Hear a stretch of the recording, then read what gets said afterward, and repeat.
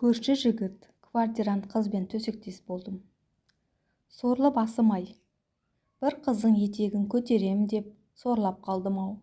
Бұл көрші подъезде тұратын жігіттің айтқаны. Темекі тартып, көлігімді шұқылап тұрған. Маған сәлем бере салып осылай деді. Не болды? Деп үлгермедім. Әңгімені асығыс-үсігіс өзі бастап кетті. Квартирант қызбен төсектес болдым. Қазір заман қиын. Ақша табу оңай емес. Бір айлыққа қараған күн құрысын. Мына пәтерді кредитке алғалы бері кредиттен төлеу қиынға соқты. Ақыры әйеліміз екеуміз ақылдаса келіп, бос тұрған бір бөлмеге бір-екі квартирант қыз алмақ болдық. Ондағымыз табатын табысымыз кредитке кетсе де, қыздардың берген ақшасы шай пұлымызға жететін шығар деген үміт еді. Алғашында жас отбасын алсақ па деп ойлап едік.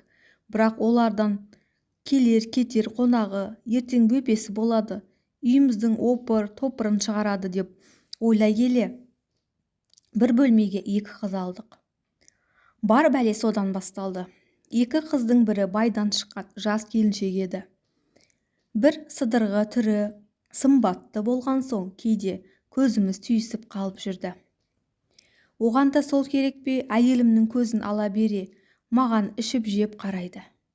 Бір түрлі екен, кейде әйелім үйде болмай, мен жалғыз қалсам, шай қойып мені бірге ішуге шақырып жүрді. Қазақтың тана көзін сүзбесе, бұқа жібін үзбейді деген рас екен. Өзі сүйкені бөліп жүрген келіншекті үйде ешкім жоқ кезде қолынан тартып, өзіме икемдеп едім, қойныма кіріп кетті. Ары қарай түсінікті ғой енді. Еркек емеспін бе? Содан бастап үйде оңаша қалсақ, квартирант келіншекпен құшағым айқаса кетіп жүрді. Мұның соңы басыма пәле болып жабысарын білсемші. Бірден жалаңаш құшақтасып жатқанымды ұялы телефонына түсіріп алып едім. Ыстық құшақта елтіп жатып өшіруді ұмытып кетіппін. Содан кешке әйелім бір жерге хабарласайын деп телефонымды сұрап алған.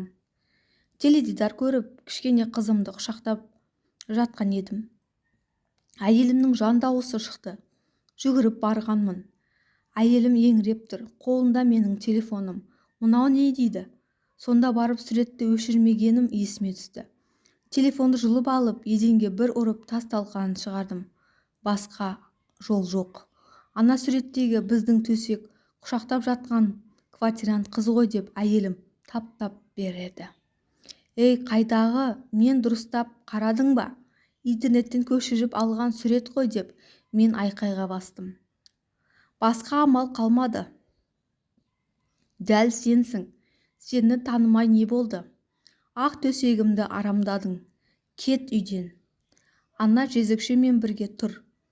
Оны да құртамын деп әйелім айқайға басып жатыр. Ақыры үйден шығып кеттім. 2-3 күн әйелімнің ашуы басылсын деп достарың үйіне қонып жүріп, қайтып келсем, әйелім үйге кіргізер емес. Не істеймін? Басым қатты. Квартиранттармен төсектес болам деп сорлап қалдым.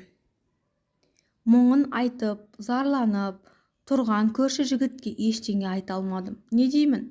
Нәпсіңе ие бола алмаған өзіңнен көр дегім келген. Бірақ айтпадым.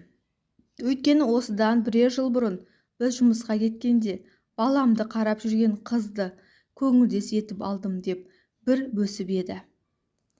Ендігісі мынау. Не айтуға болады? Білмедім.